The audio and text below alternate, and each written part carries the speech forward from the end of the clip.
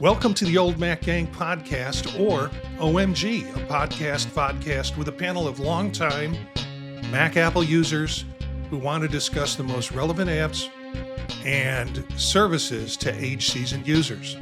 I'm Marty Gensius, an Apple enthusiast and podcaster. I'm a 67-year-old age-seasoned user who's collected a bunch of friends from all around the U.S.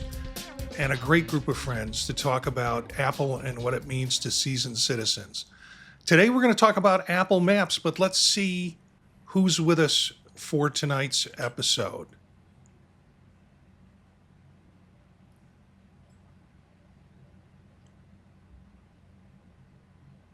Hey, I'm Chris. I'm a 78-year-old retiree here in Tucson, Arizona, and a member of the Tucson Mac User Group. Been around the Mac since 1984. Worked for Apple for a while, did some university IT, and now I'm a happy retiree. I'm using an M1 Mac Mini, have an iPhone 16 Pro Max, and an Apple Watch Series 6, and a nice generation iPad, and using a lot of Apple services as well.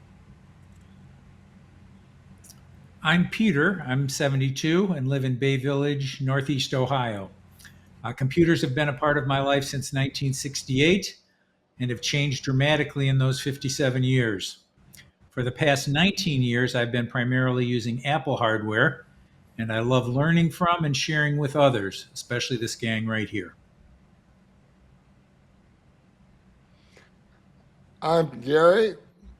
On Tuesday, I'll be 88 years old, and I live in Cleveland, Ohio, along with Peter and Marty. I mostly use Mac Mini, and I'm a member of the Northeast Ohio Apple Users Group. Marty? Yeah, Bob, who's usually with us, is on the road to MacStock, somewhere between Tucson and Northern Illinois. We don't know where, but tomorrow, Gary and I will be on the road to MacStock. So we thought it would be fun to talk a little bit about Apple Maps, Google Maps, Waze, some of the ways in which we use these applications and how we find them useful to us. So I got a question. We'll start, and Chris will be the first, I think, in the list. Do you use Maps, either Apple or Google Maps? And if so, how? Do you have a need to use these, and how often? Hey, I use them all the time. 7 years ago, my wife and I moved here to retire in Tucson, Arizona. Tucson is one of those areas that grew from little villages with horse trails in the Old West, you know, the kind you see in the movies. In fact, we've got a couple of the movie sets still down here if you want to come down and visit them. And we've got interesting things like roads that discontinue and then continue again. Maybe there was a mountain in the middle and you're thinking, did a horse really get over the mountain? Or, you know, how did they know where that road started on the other side of the mountain?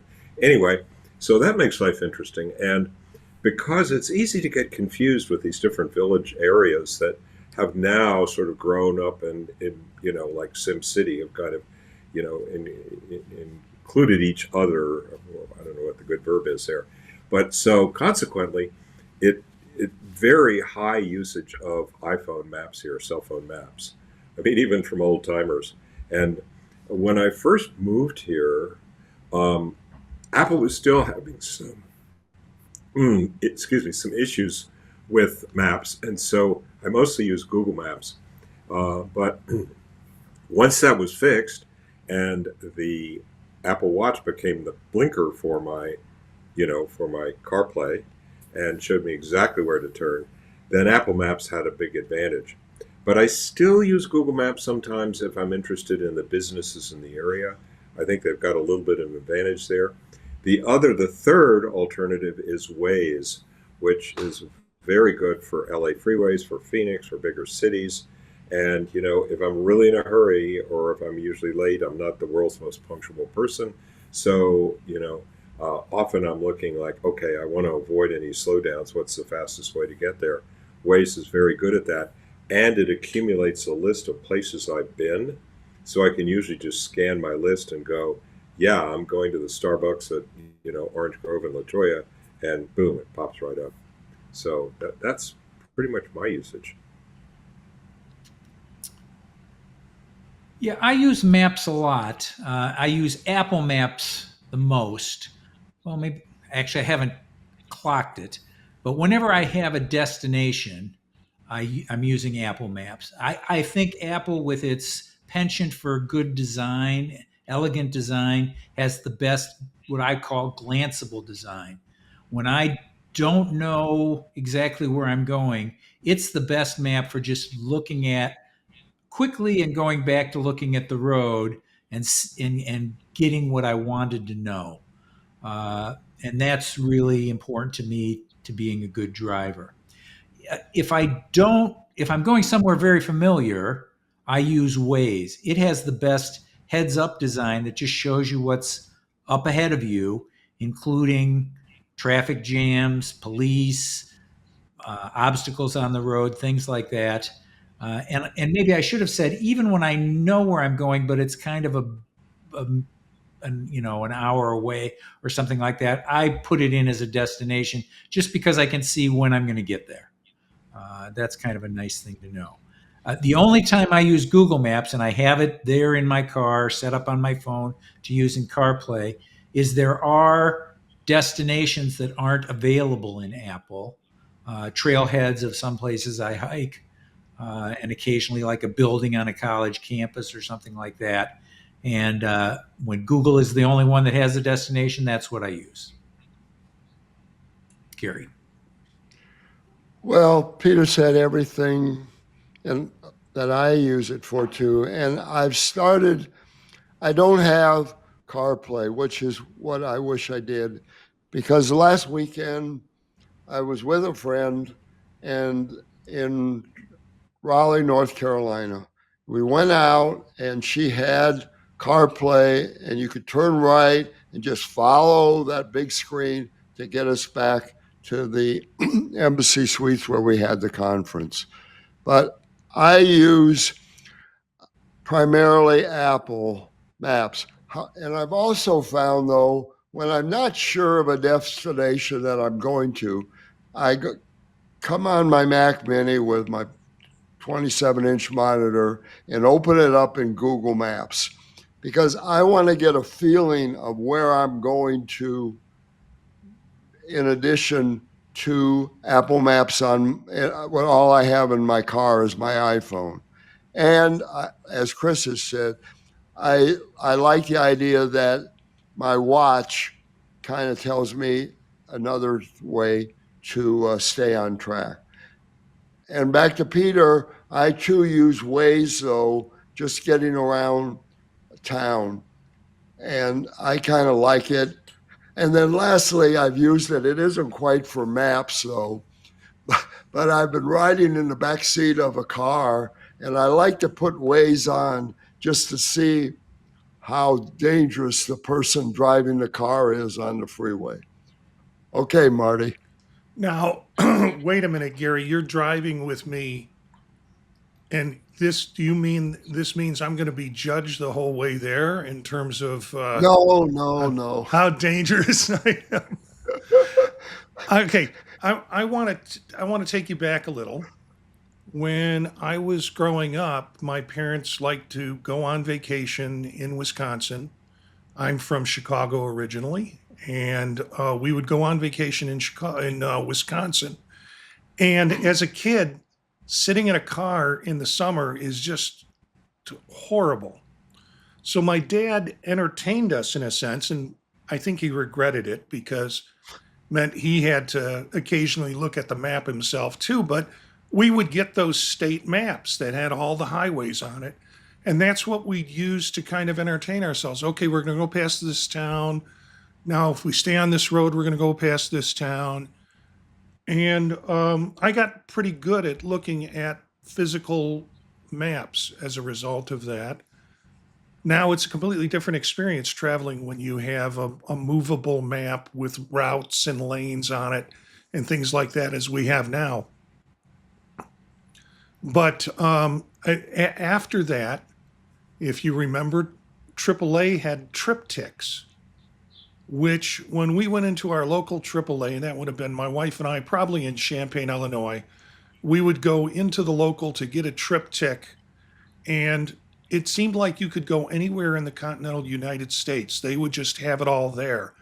And then as they reduced their inventory, if you wanted one to like Oregon from Illinois, they would have to order it for you for it to come in. But we used Triptych for quite a while when we had AAA as a part of that. It's just as of recent, I've started using apps. Well, as I got a smartphone and apps became possible. I use Apple Maps when I can because it integrates so easily with CarPlay for me. When I use Google Maps, it wants to kind of default back to that, and I don't always want to stay on Google Maps. However, Google Maps I found really much more accurate and much more available when I'm in a large city. So when I go to Chicago, I know my way around Chicago, but when I go to Chicago, if I put on Google Maps, I'll get more detail than I will generally with Apple Maps. And it's kind of nice to see that. But it means, at least in my case, completely shifting the default map over to Google Map. And that's when I attempt to use it. And it doesn't necessarily, it's kind of a pain to switch back and forth all the time.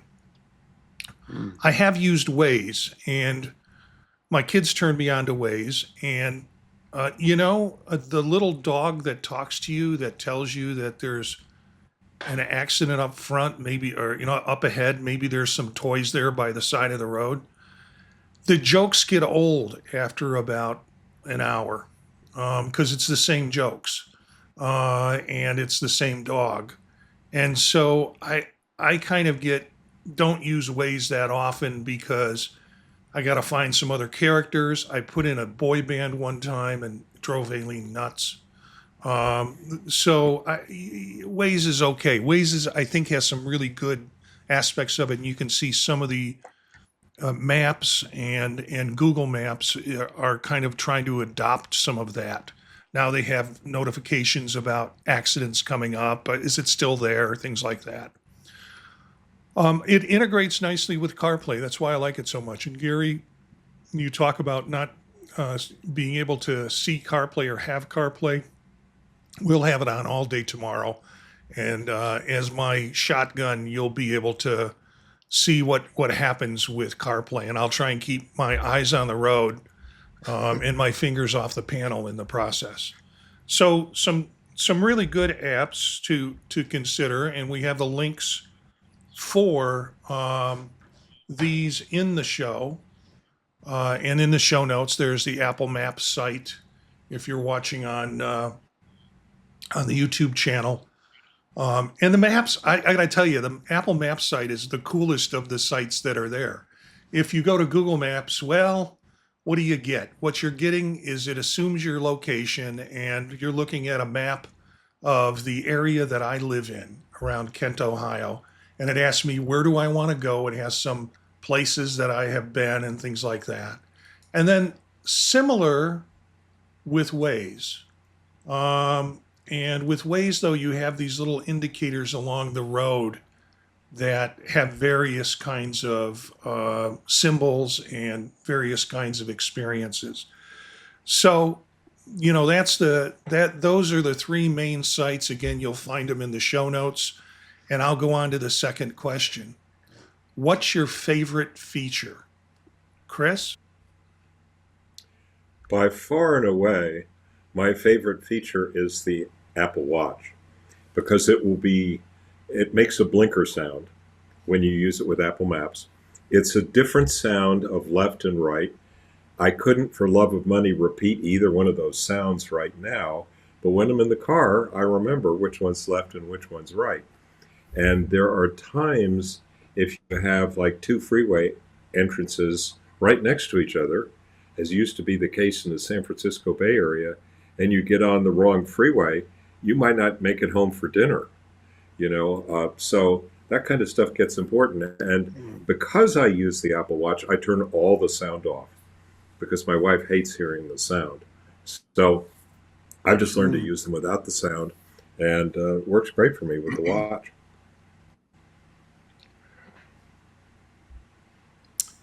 Let's see. Yeah, I'm also with Chris on that the watch is a good feature for mapping. When I'm in a city or on a college campus, I don't like walking around holding my phone in front of me like I'm dowsing for water. I like to be able to glance at the watch when it tells me I need to make a change in direction and see where it's pointing me. Or I like to even maybe even put my AirPods in and have it talk to me as I'm walking around a city or college campus. There's another feature on the watch, and it's not in maps, it's in the compass. And in the compass, you can do something called like dead reckoning when you take a side path. I've been, I've gone into the woods and gotten lost. And when I go off a main path now, I turn on this thing called backtracking in the compass, which allows me to retrace my steps if I get lost or if I get dead ended somewhere.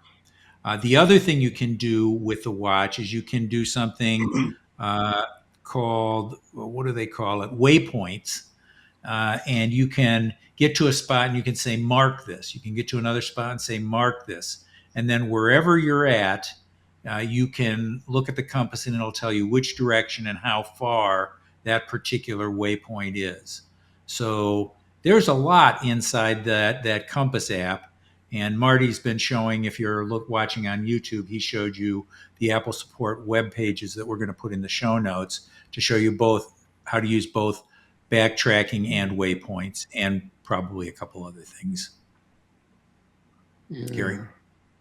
Okay. I just like it, and I learned a little bit tonight there from the watch, which I always have on my wrist. As I've said before, I think the watch is a very valuable Apple product, not just, of course, for telling the time, but it gets me now to places that I've never been before and want to go there. And then, of course, all of us would say, when we're someplace in the evening, even after dark, it gets us home. And that is the biggest benefit of maps, all of them. Marty? Yeah, when thinking about this question, what's your favorite feature? Immediately, what popped to mind for me was distance to location. So in CarPlay, I will know, CarPlay knows where I'm going, knows the routes that's ahead of me, and will give me a distance, how far I've got to go, and also time in terms of when I might arrive. So that's kind of helpful because you look at a situation like I'm going to run into some Chicago traffic tomorrow. Well, I'm not going to run into it. I'm going to be in it. And in the traffic, there are points where it's like, wait a minute, I know I've only got 10 miles to go, but it's going to take me another hour to get there. I don't figure that out. Well, once you get into, the log jam, that is the expressway, you sometimes, is particularly because they're doing construction on it, you wind up realizing that Apple Maps and Google has figured out that your distance is short, but the time to get there is going to be longer because of congestion in traffic. I'm going to tell you something else that I didn't put in the notes that my favorite feature. I like old movies. And so when I'm watching, maybe, and I say by old, I also mean movies from the 80s and 90s. And so, and I do this a lot with Dirty Harry films in San Francisco. Hitchcock did a lot of stuff in San Francisco too. But you'll see a scene in a movie, and what I'll do is there'll be two people talking. I'll look to see what's in the background, and the background will have like a business address or a business name. So I'll go on and I'll Google so-and-so in San Francisco, and it'll give me the address. And then I'll open Google Maps and I'll drop myself on Street View right where that scene was shot. And it's interesting to see some of it is still there, some of it's not there. I was in San Francisco one time and was walking down the street and went past a restaurant or I think it was like a bakery. And sure enough, there was a scene shot in that restaurant, and they had a little picture by the window to show the two character actors that were sitting there in that restaurant or not. So I like to seek out addresses in films that I'm seeing and then put them in Google Maps and drop myself on the street there. So it's not related to getting there, but it's still it's a little hobby of mine when I'm looking at movies. Last question. What do you wish Maps would provide that it doesn't now? Well, once upon a time in a land far away, I used to be able to dictate into the phone and CarPlay where I wanted to go. More recently, the S Lady, or Sheila, or Iris, as she is variously called, hasn't been very good at that. And so it would be really nice if we were able to once again talk to Maps like we did before and be able to get that information, because sometimes things change. I do a destination A, I get there, I've already started for the next part of the drive, and it's still routing me back to destination A when I'm obviously headed towards B. So, and by then I'm in traffic and it's not convenient to change the maps manually, especially if I'm driving. So that would be my vote for something like that, and hopefully we may see that in the next year. Peter? Yes, the main thing I would like is something I call make your own route. And that's something I'm about to explore with a third-party mapping app for hikers called AllTrails. And one of the great things about the Apple ecosystem is that you can use whatever mapping software you like, Google Maps or Waze, and you can even set them to be a default for when you click on an address in your calendar or something. AllTrails has a thing called a tracking tool. So when you take a particular hike, you can then make it one that you will later repeat. And it has a feature called custom maps, which allows you to take parts of trails you've been on and put them together into something it will guide you on again later. It does offer some features for if you pay for them at a couple of different levels, or you can use it for free, which is what I've done for the most part. Although my wife just found a deal, so I guess I have the medium tier for the next year. And one more thing I wish I could do in Apple Maps particularly is when I'm out on a long trip, like when I'm going to be going to South Bend this weekend, if I decide to get off and get gas or get some snacks, I would like to just pause the route with one button press, which I haven't been able to figure out how to do if you can, so that it doesn't keep telling me go back to your route, or be telling me instructions after I leave. I mean, I generally turn it off, and then it keeps the last place I routed to that I can reroute to it. I would just like a pause play button on following a route. Gary. Yeah, that's I agree, Peter. Because it's annoying when you know you're going to go back on the route, but you've made a detour. Other than that, I really just like it. I don't, it does the job for me. It gets me to where I want to go, and it gets me home.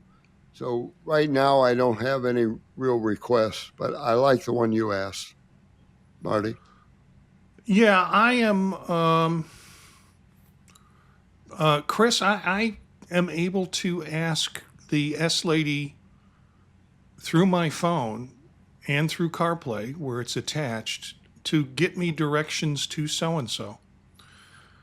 And I was playing with this on the way home tonight from the university, and I asked the S Lady to get me directions to home.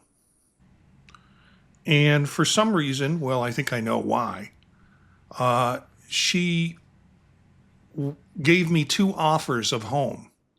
One is back to the university, and one is my actual location at home. And then I realized I probably have them both coded as home, which is why she couldn't figure out which one to do. So I asked her again, and she gave me two offers. and I realized I had to touch the screen to pick my actual home address. And she proceeded to read to me what my home address was, and then I said, "Yeah, please give me directions to it. I know how to get home from the university. I just wanted to try it." And then other times I've been able to ask this Sheila, the S lady, more complicated directions, and she's been able to respond to that and give me a map too, from this location to this location. It's better if you have a street address than just a business like the nearest, and then they'll offer you 8 different locations. But I've been able to prompt her to be able to get me where I want to go, and that has been working out better and better for me. Yeah, Chris. Well, I've been using 18.5 and 18.6 beta, so maybe it's fixed in iOS 26. That would be great news. I think it's gotten better. I don't know if it's fully fixed, and part of it is garbage in, garbage out. And I have the thing that I would really wish is there would be an easier way. And I've actually put a YouTube channel up that talks about how to use CarPlay. And I wish there was an easier way for me to be able to put in a address in my phone, because I'm sitting in the in my living room, and it's like, okay, tomorrow I got to go here. I don't know where it is. Okay, I found it on the map. Now I want to put it in, and I want to find an easy way to integrate that into CarPlay. And I maybe don't know how to do that yet. Maybe it's there, but to me it seems like it's always a struggle. And to a point that I can depend on the S lady, even if I give them the location, that's sometimes questionable. Also, sometimes I picked out the route I want to go, and what I get is, again, an offer for 3 different routes.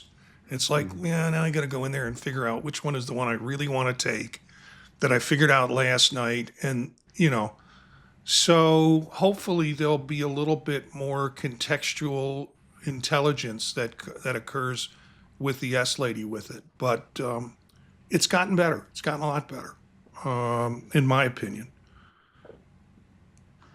And so that's Peter. Yeah, Peter.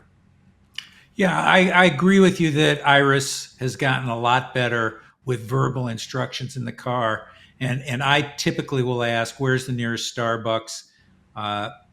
It'll often pop up several, but you can just say, no, the actual nearest if you're driving. I don't mind if it pops up 3 or 4 on the CarPlay screen, because sometimes the one that's 1 mile further is actually on the road I'm already on. And I'll sometimes prefer just to go down the street I'm on rather than some circuitous route. But I've also found it doing a good job lately. I'll say, how far away is the next speedway? I'm heading south, and I'll even say the street I'm on. I think it should know, but maybe not. And it has been spot on for picking the right direction. And it'll say it's 27 miles ahead. Do you want me to, start you going there? And I can choose to do that or not. So I've been happy to see it doing that for a while now, under 18 as well as 26. Yeah. So tips. Let's get to a few tips. I didn't have any today. I got too much going on. But Well, one that caught my eye, and this is sort of going back a few years, but it's very handy if you're in a kind of a battery-starved situation, like maybe you're running a beta of iOS and it's not fully optimized yet for battery life. And that is, if you go in to the settings in Apple Mail, you can pick and choose when Apple Mail will fetch your mail, or if it is pushing mail to you live, which makes sense on a desktop, but doesn't really make sense on a phone. And I've even got some less used accounts that I put on manual, some old email accounts that I almost never get mail from. So the link, as Marty's showing us here, has, how to set that up. And if, for instance, you're pushing all your mail, you could get back a lot of battery life. And I set the fetch control for hourly, which is the minimum, and 2 hours would be fine. And the one thing they don't tell you in this is if you manually, pull up mail on your phone and go into, select a mailbox or the inboxes, it will automatically update that stuff when you're there. So it's just sort of a freebie to save battery life. And I first found this about 3 or 4 years ago, but of course it's still true. So take a look. It's a free tip from iPhone Life, and you can see the settings. Yeah, I I don't also need it. have a saving battery life tip, and which I think these are very useful when you're traveling or when you're running a beta like I am right now. And this is for the Apple Watch. You can save recent Apple Watch battery life by going to the control center, toggling theater mode on, and then silent mode off. Then your watch, my Series 9 watch, will then behave, and it's an always on watch, just like my old Series Model 6, which turned off the screen when I wasn't looking at it and I would need to tap it to look and see what time it is. And this will typically, on one of the newer watches, make your battery last twice as long as it otherwise would. Also good if you have a old watch. So whenever I have something that's getting long in the tooth, I start thinking about battery life as well. Yeah, I use theater mode mainly when I'm in the theater, but I guess you can use it for all sorts of options. And it's when I'm in the theater and my wrist is lighting up, it's just too distracting, not only to me but to other people. And so now I think you can even go into theater mode and it will say, "We know you're at a movie right now." So actually, the last movie I went to, it said, "You're in a movie right now. Would you like to put this into theater mode?" And then I said yes, and then it said, "We'll keep it in theater mode till the end of your film." So it was really kind of a nice piece. Gary, if you had a comment about Proofreader? Well, yeah, as I said, I seem today, I can't really send an email or a text without going through Proofreader. And it's always finding things because and of course, I'm using dictation. So I'm finding it's very, very helpful. So that would be my suggestion for people to try it, and also to try the dictation, of course. Okay, well, that's tips for this episode. And any other comments or final comments that you have, gang? All Marty, right. one thing I Yeah. remembered that, and I believe Google Maps still has this, you can research where you're going tomorrow and get a map, get a destination, whatever it is in Google Maps, and send to device, in Yeah. which case will be your phone. So it will then be on your phone. And I want to say there's a way to do that in Apple Maps, but I don't remember how. But that may be, yeah, Peter. I'm not. I don't have the answer to that, but you triggered me to say that I sometimes go to places in, away from the big cities, where there isn't good Wi-Fi or cellular signal. And when I go there, I will I'll look at the map, and then I'll say, download this map, so that when I go there, I'm not going to lose, a chunk of a map by going somewhere. Yeah, I It's had an called occasion. offline maps. Right, Yeah, it's called offline offline maps. maps, and it's available. It's a good idea if you make those for various routes where you might be, off the grid and not have a cell signal. But it's a good idea to check on those every couple of months, because I found some had gone stale for some reason. I'm not exactly sure why, but an offline map was, or I had made the scope of the map too small. So think big when you're making those offline maps so you don't miss anything on the peripheries. Yeah, I generally set a trigger to erase the maps, sometime after the trip is over. And when it's part of my normal trip planning to grab the maps I think I might need.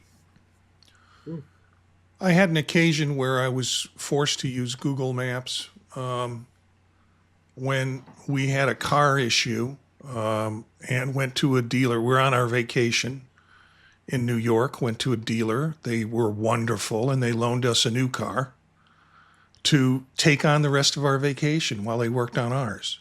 And it was, free of charge. It was just wonderful. I had a Pixel phone at that time and decided I was going to try and do all the maps through Google and leave my iPhone for other stuff. So when I set it up on their CarPlay, I set it up with Google Maps. And I found some of the utility that you were talking about, Chris, that was really made it very nice. Once I had to learn it, because I'm not an Android person, but I had to learn it and figure it out. That was the entertainment for me on my vacation, was figuring that stuff out. But it was really useful. It's sort of like, where are we going tomorrow, hon? Okay, here, let me see what's about it. And I could do that. I could store the location, and then as soon as I plugged it in, it was there for me as a choice to where we were going next in the destination. So some cool stuff with maps, some cool stuff with Apple, Google, and with Waze that, our listeners might want to spend a little bit more time, even if you're doing it in your front room couch and you're looking at old movies, some fun things that you can do with maps to bring out, for me, it brings out the little kid in me. It brings out those trips that I went on with my parents, and I had to depend on maps for my own entertainment and to get a sense of the environment that I was in, which was always fun. Well, if you want to email us, you can email us at thepodtalknetwork@gmail.com. Why? Because we appreciate feedback from our listeners, and your feedback helps us tailor programs for you, the age-seasoned users like us, who want to continue using our Macs and make our lives more enjoyable. You can find out about this show and other shows that I produce at thepodtalk.net. Thepodtalk.net is our website. MacStock is coming up. Gary and I got on a little Zoom today and got all pumped up for the trip. We talked about snacks. We talked about where we're going to stop and if we're going to stop. But MacStockConferenceandExpo.com. If you're not going to be there, you can look at the site, MacStockConferenceandExpo.com, and check out the digital pass, which will get you all of the video from all of the presentations about a month after the conference. It will all be there and made available for you. So let's wrap up the episode. Our next live episode will be on Wednesday, July 17th at 9 p.m. 16th at 9 p.m. Got to do the addition right. And you can find it through YouTube, where you can watch this crew at youtube.com/@oldmacgang. You can always pick up the podcast or video later if you miss a live show. Share us with your friends and other Mac user groups. Our music bed is by Philip Gross Marrakesh, courtesy of the Free Music Archive and part of the Creative Commons. More information about this podcast and others can be found at thepodtalk.net. Thanks to the group, Chris, Peter, and Gary, and Bob, who's in absentia somewhere drifting across the Midwest, trying to get to MacStock. We'll see him tomorrow, most likely. And thank you for being part of the Old Mac Gang. We'll see you next time.